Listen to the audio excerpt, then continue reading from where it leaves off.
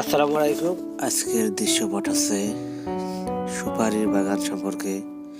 হচ্ছে বাসভবন মোহাম্মদ আবুল হোসেন সরকার, BA B.Ed, সহকারী প্রধান শিক্ষক, অবসরপ্রাপ্ত, নাজিম খান হাই স্কুল।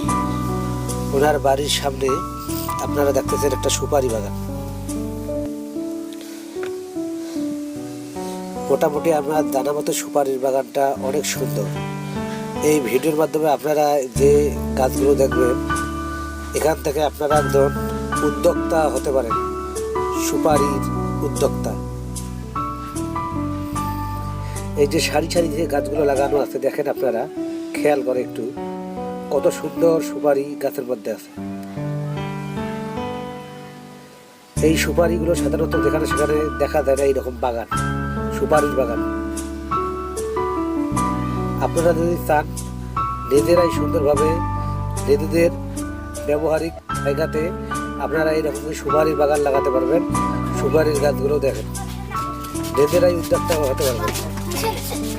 এইভাবে আপনারা দেখতে পারবেন সুপারির বাগানগুলো কীভাবে সারিবদ্ধভাবে এখানে আছে।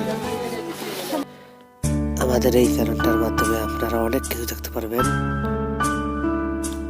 তাই আপনারা আমাদের এই চ্যানেলটাকে সাবস্ক্রাইব করে রাখুন